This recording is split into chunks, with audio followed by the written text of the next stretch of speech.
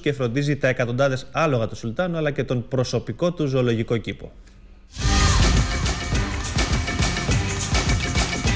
Έλληνας κτηνίατρος μετανάστη σε Σουλτανάτο της Αραβικής Χερσονήσου. Ο Ηλίας Νικολακόπουλος κέρδισε με την αξία του μια θέση στη βασιλική αυλή του Σουλτάνου του Ομάν. Τα τελευταία 5 χρόνια εργάζεται στους βασιλικούς στάβλους και δηλώνει ενθουσιασμένος. Μια χώρα η οποία είναι ένας μικρός παράδεισος με ανθρώπους χαμογελαστούς, φιλικούς.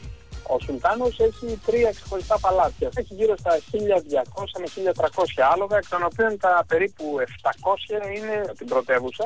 Εμείς φροντίζουμε στα 700 άλογα εδώ πέρα, τα οποία τα έχει για διαφορετικούς σκοπούς. Μερικά είναι για να κάνουν αγώνες αντοχής, άλλα υπερπήδηση εμποδίων, άλλα είναι για πόλο, άλλα είναι για να σέρνουν άμαξες.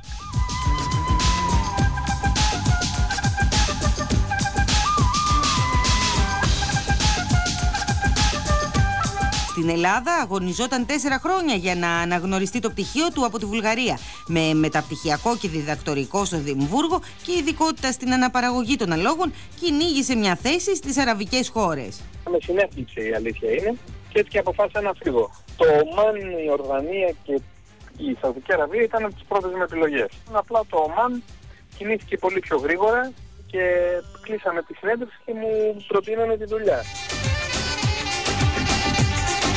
Πριν από λίγες ημέρες συμμετείχε και στη διοργάνωση ενός μεγάλου σοου για τα 40 χρόνια του Σουλτάνου στην εξουσία. Με 1.540 άλογα, 620 καμήλες και άλλα περίπου 100 ζώα από σκύλους, πορτοκαμήλους.